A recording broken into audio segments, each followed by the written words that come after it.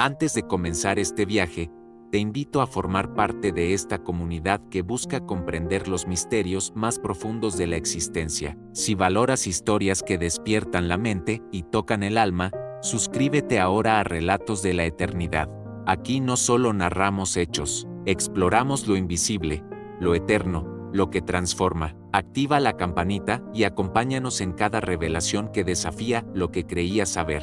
Fía lo que mucho antes de que los periódicos anunciaran tensiones nucleares, antes de que la palabra Irán se volviera sinónimo de conflicto, ya había un relato antiguo que lo preveía todo, un relato que no surgió en salas de poder ni en tratados diplomáticos, sino en las páginas de un libro milenario. Imagina que el choque entre Israel e Irán no sea simplemente una disputa moderna, sino el capítulo más reciente de una trama que se remonta al inicio mismo de la humanidad.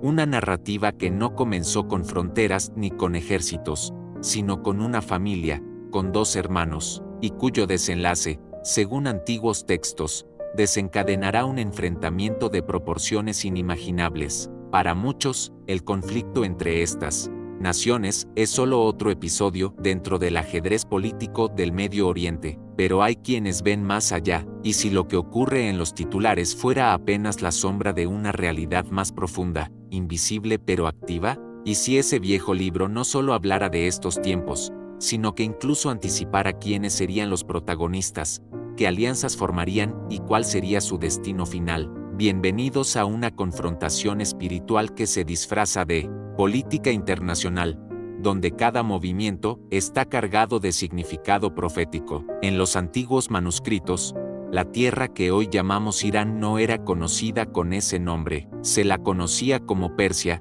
un imperio que tuvo un papel crucial en momentos decisivos de la historia bíblica. Persia no fue un simple espectador, sino un actor esencial en los planes divinos. Desde permitir el regreso del pueblo hebreo a Jerusalén hasta figurar en profecías sobre enfrentamientos del fin de los tiempos, su presencia en el relato bíblico es tan intensa como sorprendente. Sin embargo, en algún punto del camino, esa nación que antes había sido instrumento de restauración, dio un giro. Persia, que una vez facilitó la reconstrucción del templo, terminó alineándose contra la causa que antes había sostenido. Hoy, bajo el estandarte de la República Islámica de Irán, ese mismo linaje se expresa con discursos de odio, con financiamiento a milicias armadas y con amenazas abiertas contra el pueblo de Israel. El cambio no fue solo político, fue espiritual, pero todo esto ya había sido descrito mucho antes. En las páginas del libro de Ezequiel, específicamente en el capítulo 38, se menciona a Persia en un escenario profético que sitúa a esta nación entre los enemigos finales de Israel. Y para comprender cómo llegamos hasta aquí, es necesario regresar al origen, a un tiempo de exilio, a profetas que hablaban en nombre de Dios, y a líderes como Ciro, Esther y Daniel, cuyas historias se entrelazan con esta línea invisible que une pasado, presente y destino. Lo que estamos presenciando podría no ser simplemente un nuevo episodio de tensiones internacionales. Muchos creen que estamos viendo el cumplimiento progresivo de visiones antiguas, revelaciones que están tomando forma en los escenarios actuales. Este no es un conflicto más, es una batalla profética entre Israel e Irán. Y si piensas que todo se reduce a territorio o ideologías, lo que descubrirás a continuación puede transformar completamente tu perspectiva sobre los eventos que nos rodean. Para entender por qué estas dos naciones se enfrentan, debemos mirar más allá de las fronteras actuales, más allá de la diplomacia rota. Debemos remontarnos a los orígenes de la fe misma, al momento en que Abraham, llamado por el Altísimo, recibió una promesa que cambiaría el rumbo de la historia. Antes de que naciera Isaac, el hijo de la promesa, Abraham tuvo otro hijo, Ismael, nacido de Agar, una esclava egipcia. Su nacimiento fue marcado por la impaciencia humana, pero también por el amor paternal. Dios fue claro, el pacto pasaría por Isaac, pero también bendeciría a Ismael con descendencia numerosa. En el capítulo 17 del Génesis, encontramos una afirmación poderosa. Dios promete hacer de Ismael una gran nación, aunque el pacto central sería con Isaac. Así nacieron dos linajes, uno, el del pueblo de Israel, otro, que daría origen a muchas de las tribus árabes que hoy forman parte del mundo islámico. Pero la historia no termina ahí. Génesis 10 menciona a los descendientes de Jafet, uno de los hijos de Noé. Entre ellos, destaca Madai, ancestro del pueblo medo, que más tarde se fusionaría con los persas. De esa unión nacería el imperio medo-persa, una potencia que marcaría profundamente la historia del mundo antiguo y que daría origen a la nación que hoy conocemos como Irán. Cuando vemos esta genealogía espiritual desplegarse, comprendemos que el conflicto actual no es un accidente. Israel e Irán representan mucho más que naciones modernas. Son ramas de dos árboles proféticos que crecieron lado a lado, pero con misiones diferentes. Una recibió la promesa, la otra fue bendecida desde lejos, observando el pacto desde los márgenes. Lo que a menudo se ignora es que ambas líneas fueron observadas, bendecidas y utilizadas por el mismo Dios. Cada una, a su manera, jugaría un rol fundamental en la historia de la redención. Mientras los hijos de Isaac portaban la promesa, los descendientes de Ismael y Jafet serían la piedra de prueba, los escenarios donde la fe sería puesta en tensión, y esa tensión no se apagó con el paso del tiempo, al contrario, se reactivó, una y otra vez a lo largo de los siglos, desde imperios hasta revoluciones.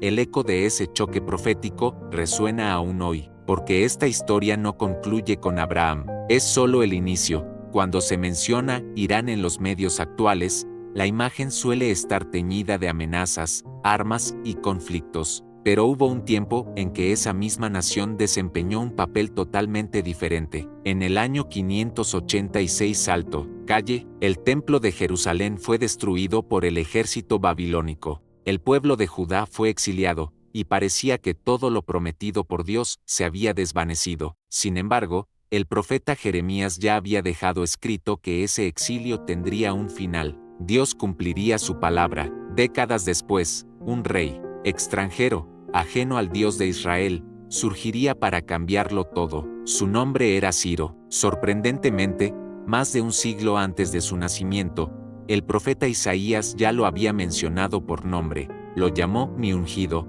mi pastor, y declaró que él cumpliría los designios divinos, aunque ni siquiera conociera al Dios que lo elegía. Ciro, soberano del imperio persa, conquistó Babilonia, pero en lugar de oprimir al pueblo judío, lo liberó, emitió un decreto permitiendo su regreso a Jerusalén y la reconstrucción del templo. Esta proclamación está registrada en el primer capítulo del libro de Esdras. Persia, un imperio considerado externo al pacto, se convirtió en el instrumento de restauración del pueblo de Dios. Aquí se revela una de las paradojas más impactantes de la historia bíblica. El mismo pueblo que hoy figura entre los más hostiles hacia Israel, fue en otro tiempo su Salvador.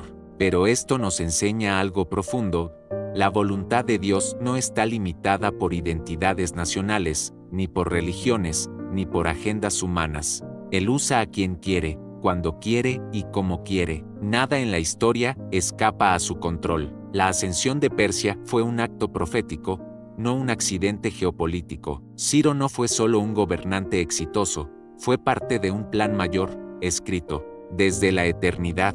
¿Y qué nos dice esto sobre el presente? Que incluso los actores que parecen adversarios pueden formar parte del guión divino, que los planes de Dios no se ven truncados por decisiones humanas. Aunque la oscuridad parezca envolver el escenario mundial, la historia sigue siendo escrita por la misma mano que guió a Abraham, que levantó a Ciro, y que prometió restauración. Pero la travesía de Persia no concluye con la figura heroica de Ciro, porque la generación siguiente enfrentaría una amenaza mucho más oscura, una que no traería liberación, sino intento de exterminio. Y esa parte está por revelarse. Creías saber, los reyes de Persia se volvieron más osados, más seguros de su poder. Mientras tanto, Jerusalén seguía existiendo bajo la sombra de aquel imperio vasto y dominante. Pero dentro de esos muros, en medio de la tensión silenciosa del exilio, algo más estaba gestándose. No se trataba esta vez de libertad política ni de reconstrucción nacional, sino de algo aún más urgente, la supervivencia misma del pueblo elegido. En ese tiempo gobernaba un rey cuyo dominio abarcaba desde los extremos de la India hasta los confines de Etiopía. En la Biblia, es conocido como Asuero, aunque los historiadores lo identifican como Jerjes I. Su palacio rebosaba de riquezas, banquetes interminables e intrigas cortesanas. Era un mundo de poder envuelto en lujo, donde las decisiones se tomaban entre susurros y alianzas secretas. Fue ahí, entre columnas de mármol y velos de seda, donde una joven de origen judío, escondida detrás de un nombre y una apariencia real, se convirtió en la pieza clave del destino de su nación. Su nombre era Esther. No tenía sangre azul, ni ejército, ni poder político, pero su historia probaría que no se necesita una corona heredada para cambiar el curso de la historia. Su fuerza estaba en su fe. Mientras los juegos de poder se desarrollaban en los pasillos del palacio, un hombre llamado Amán, figura poderosa dentro del gobierno persa, dejaba salir un odio silencioso y letal contra el pueblo judío. Su desprecio se transformó en un plan siniestro. Persuadió al rey para firmar un decreto oficial que autorizaba la eliminación total de los judíos en un solo día, en todo el imperio. El documento fue sellado con el anillo real. La sentencia estaba escrita y no podía ser revocada. Pero mientras los enemigos planeaban la destrucción, el cielo ya estaba preparando la salvación. Esther, ahora reina, había sido colocada en ese lugar no por azar, sino por diseño divino. Su tío Mardoqueo la desafió con palabras que han atravesado los siglos. ¿Y si para este momento fuiste traída al reino? Con valentía que superaba el miedo, Esther se presentó ante el rey, rompiendo el protocolo y arriesgando su vida. Allí reveló todos, su verdadera identidad, el origen de su pueblo y la conspiración oculta que amenazaba con exterminarlos. Fue una escena de tensión y coraje que cambiaría el rumbo del imperio. La reacción fue inmediata. El rey, indignado por la traición de Amán, ordenó su ejecución y emitió un nuevo edicto que autorizaba a los judíos a defenderse. Lo que ocurrió no fue simplemente un acto administrativo, sino un momento crucial en la narrativa espiritual de Israel. Esther no solo detuvo una catástrofe, dio esperanza en medio del exilio, se convirtió en símbolo de cómo incluso bajo dominio extranjero, rodeados de amenazas, Dios no se queda en silencio, Él actúa, incluso cuando parece estar ausente. Todo el aparato imperial fue conducido, sin saberlo, hacia ese momento preciso, para amplificar la voz de una joven.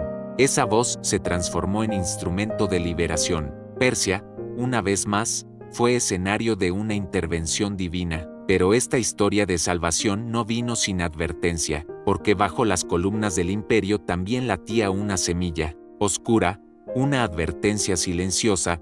El mismo lugar que un día ofreció refugio, podría en el futuro alzarse como un enemigo, y eso fue exactamente lo que ocurrió. Persia, aquella antigua aliada, se levantaría siglos más tarde con un rostro nuevo, no con decretos de protección, sino con declaraciones hostiles, armamento moderno y la promesa explícita de borrar a Israel del mapa. Esta transformación no tomó a la profecía por sorpresa. De hecho, ya había sido escrita. Persia alguna vez brilló como un canal del propósito divino. Fue instrumento de restauración, permitió la reconstrucción del templo y brindó protección cuando Israel más lo necesitaba. Pero la historia sagrada es dinámica, y las profecías no son estáticas. En algún momento del hilo de los siglos, Persia cambió su curso. Lo que una vez fue escudo, se convirtió en espada. La caída de su imperio fue seguida por una sucesión de dominaciones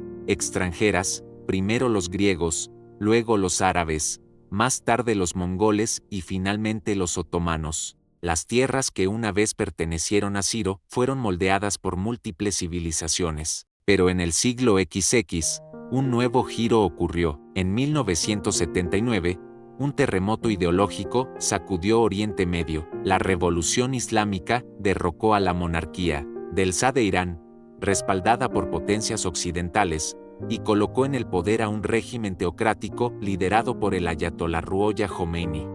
Ya no se trataba de un reino persa tradicional, había nacido la República Islámica de Irán, una nación no solo con ambiciones políticas, sino con una misión espiritual profundamente arraigada. En el corazón de esta nueva ideología surgió un objetivo claro: Israel. Para sus líderes religiosos, Israel no es simplemente un oponente geopolítico, es un intruso que, según su interpretación, ocupa un territorio que consideran sagrado para el Islam, y así, Irán adoptó una postura radical. No solo rechaza las políticas israelíes, niega su existencia como nación legítima. Esta no es una teoría conspirativa, está escrito en su constitución, resuena en los cánticos públicos de sus líderes, se refleja en el financiamiento abierto a grupos como Hezbollah y Hamás, y en sus programas de desarrollo armamentístico que despiertan preocupación global. Lo que comenzó como un instrumento de restauración divina, se transformó en un adversario espiritual activo, pero esto tampoco debería sorprendernos. Las escrituras no solo registraron los actos redentores de Persia en el pasado, también anticiparon su resurgimiento como antagonista en los días finales. El cambio de aliado a enemigo no es una simple evolución histórica, es un movimiento profético. Irán no es una anomalía, es la encarnación moderna de un espíritu antiguo que, según los textos sagrados, fue designado para cumplir un papel específico en los últimos tiempos. La pregunta no debería ser cómo se dio ese cambio, debería ser, ¿por qué fue permitido por Dios? Y ahí encontramos una verdad profunda y provocadora. A veces, las mismas naciones que Dios utilizó como herramientas de bendición, son permitidas a resurgir como instrumentos de juicio, prueba y cumplimiento de su palabra. Muchos piensan en la profecía como un conjunto de eventos aún lejanos, pero, ¿y si ya estamos viviendo en el umbral de su cumplimiento? Irán, la antigua Persia, podría estar a punto de reaparecer en escena, no como libertadora, sino como pieza central en una confrontación espiritual sin precedentes. Mucho antes de que existiera la República Islámica, antes de los arsenales y las milicias, el profeta Ezequiel recibió una visión reveladora. En ella, Persia fue mencionada por nombre. El capítulo 38 de su libro describe uno de los escenarios más intensos y debatidos de toda la literatura profética: una coalición de naciones que se levanta contra Israel, no por ganancias materiales, sino por una razón mucho más profunda: oponerse al propósito divino. Entre los nombres listados, Persia aparece primero, acompañada por Qusifut, y al frente de esta alianza, un personaje enigmático, Gog, príncipe de la tierra de Magog. Aunque la identidad exacta de Gog aún genera debates, muchos estudiosos vinculan a Magog con regiones al norte de Israel, asociadas comúnmente con zonas de Europa del Este o Asia Central. La imagen es clara: una confederación militar, guiada por ideologías oscuras, se prepara para caer sobre Israel. Pero esto va más allá de ejércitos y fronteras. En los versículos 10 y 11 de ese mismo capítulo, se revela el corazón de la conspiración: pensamientos perversos, planes para atacar una nación confiada, que vive en paz. No se trata solo de una guerra física, es un ataque disfrazado de poder humano, cuando en realidad responde a una intención espiritual más profunda. Y ahora, mira a tu alrededor. Irán financia milicias que rodean a Israel desde el norte y el sur, arma grupos en el Líbano, establece bases en Siria, mantiene presencia en Gaza, y esas alianzas reflejan con inquietante exactitud la coalición de la visión de Ezequiel. Pero la profecía no termina con la derrota de Israel, termina con la intervención del Altísimo. Ezequiel describe cómo la respuesta divina se manifiesta con señales inconfundibles: tormentas, fuego, juicios que no solo protegen a Israel, sino que dejan claro ante todas las naciones que hay un Dios que gobierna la historia, un Dios que no olvida, un Dios que defiende, un Dios cuyo nombre será conocido cuando todo parezca perdido. Esto que estamos presenciando no es una simple reacción militar, es la manifestación de una justicia que trasciende los tribunales humanos. Dios permite que las naciones se alineen, no porque su pueblo esté indefenso, sino para que el mundo entero vea lo que sucede cuando alguien se levanta contra su propósito eterno. Irán, descendiente de la antigua Persia, no es una excepción, también estará presente en ese escenario profético. Entonces, debemos detenernos y reflexionar. ¿Es posible que lo que vemos hoy sea parte de una cuenta regresiva ya anunciada por las Escrituras? ¿Podría el odio persistente de Irán, sus alianzas estratégicas, su expansión armamentista, ser señales claras de un destino ya sellado? El profeta Ezequiel no escribió simplemente sobre una guerra, escribió sobre un quiebre en la historia, un momento de interrupción divina donde las reglas humanas ya no aplican, un instante donde no habrá negociaciones ni diplomacia, sino el despliegue del poder celestial. Mientras las piezas se acomodan y las tensiones crecen, surge una pregunta ineludible.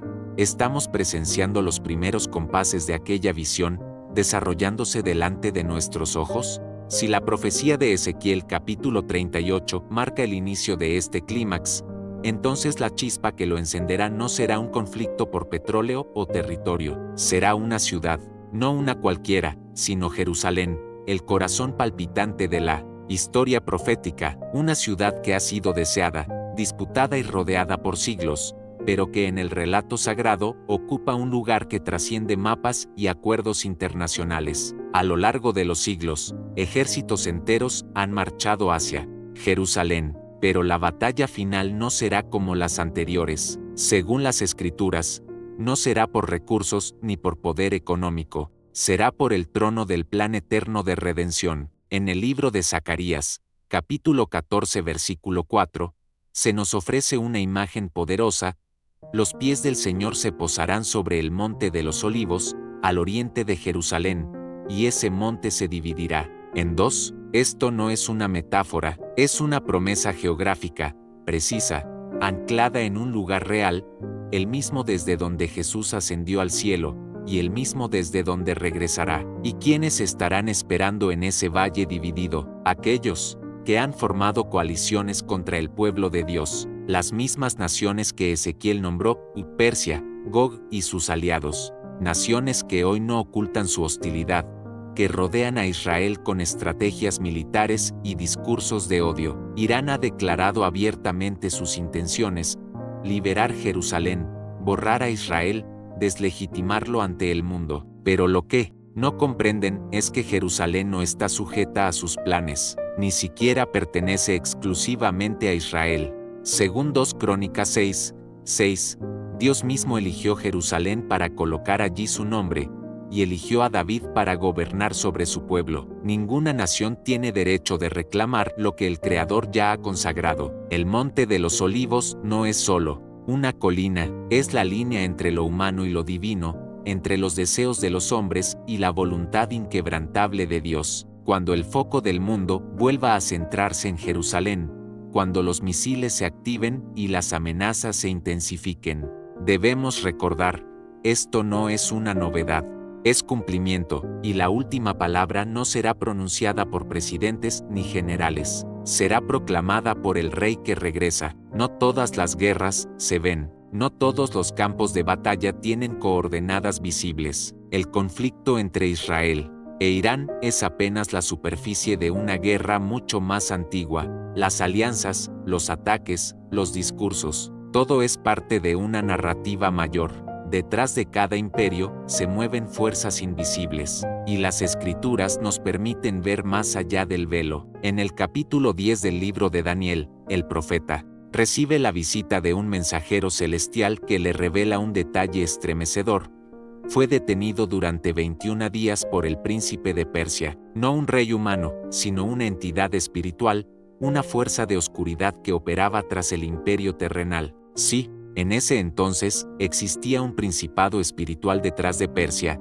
¿Quién está actuando tras Irán hoy? La Biblia es clara: las batallas no se limitan a la carne ni a la sangre. Efesios 6:12 nos recuerda que luchamos contra principados, contra potestades, contra poderes que habitan en las regiones celestiales. Lo que ocurre entre Irán e Israel no es solo una pugna de ideologías, es un conflicto alimentado por fuerzas invisibles con raíces ancestrales. El odio persistente hacia Israel tiene una raíz espiritual. Israel no es simplemente un país moderno, es el recordatorio viviente de que Dios cumple lo que promete. Para las tinieblas, no hay amenaza mayor que un pacto que sigue vigente. Por eso, la existencia de Israel provoca tanta furia, es una evidencia encarnada de que el Creador sigue obrando en la historia, y esto nos lleva a una verdad que no podemos ignorar.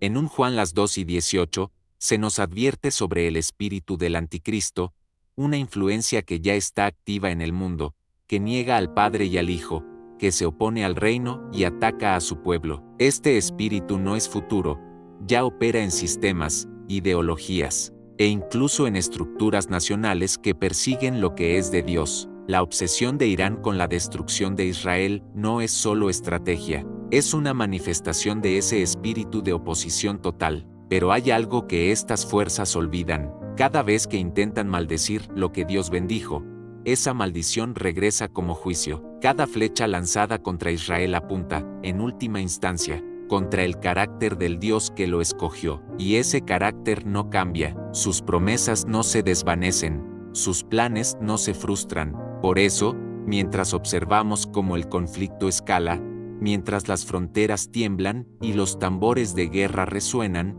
debemos mirar más allá de los titulares. La batalla real es espiritual, lo que ocurre es profético, y los cielos ya han contemplado su desenlace. Muchos miran estas noticias con indiferencia, lo ven como algo lejano, algo que ocurre allá. Pero si esta guerra es el cumplimiento vivo de antiguas profecías, entonces la Iglesia no puede permanecer pasiva. No fuimos llamados a ser espectadores, fuimos llamados a estar firmes, no con armas, sino con convicción, no con miedo, sino con discernimiento. Jerusalén fue el lugar donde la Iglesia nació, fue allí donde el Espíritu Santo descendió, y será hacia allí que todas las miradas proféticas regresarán. El Salmo 122 nos ordenan: oren por la paz de Jerusalén, no como una consigna diplomática, sino como un acto de obediencia, porque al orar por esa ciudad, estamos orando por el regreso del Rey, por la plenitud del pacto, por la preservación del plan eterno. Pero más allá de la oración, se nos exige claridad espiritual. No podemos permitirnos ver este conflicto como una guerra más. Cada evento, cada sacudida en esa región, es una advertencia, una señal de que el reloj profético sigue avanzando. La Iglesia debe despertar. Debemos ser la voz que le diga al mundo: esto no es caos, es convergencia. Y mientras el mundo se arma para la guerra, el pueblo de Dios se alista para la manifestación de su Señor. Así que te pregunto, ¿estás viendo las señales? ¿Estás despierto o te has dejado adormecer por la rutina? Porque las señales ya no están ocultas, y la Iglesia tampoco puede estarlo. Esta guerra entre Israel e Irán no comenzó ayer, se ha estado tejiendo por generaciones, no solo en las salas de gobierno, sino en el tejido profético de las Escrituras. Hemos visto cómo Persia fue usada por Dios a través de Ciro. Hemos visto cómo esa misma tierra se convirtió en voz de hostilidad. Hemos recorrido visiones, batallas, intervenciones divinas, y aún no hemos llegado al final, porque esto no es solo la historia de dos naciones, es la historia del pacto eterno, uno que no puede romperse, una promesa que ninguna conspiración puede borrar. En el Salmo 2 se pregunta: ¿por qué se amotinan las naciones? Y la respuesta es clara: Dios se ríe, porque ningún imperio, ningún misil, ningún decreto podrá detener lo que Él ha determinado. Sí, Irán puede alzarse, sí, Israel puede estar rodeado, pero el desenlace ya está escrito. Al final, todos los reinos caerán, todas las armas serán silenciadas, y solo quedará uno, el Rey de Reyes, el Señor de toda la tierra. Entonces, te hago una última pregunta: ¿estás listo? ¿Estás despierto a esta realidad? Si este mensaje te abrió los ojos, si sentiste el peso de esta hora profética, únete a nosotros. Suscríbete al canal, comparte este mensaje y, por encima de todo, ora, porque aunque la guerra esté profetizada, la forma en que tú y yo respondemos todavía está siendo escrita.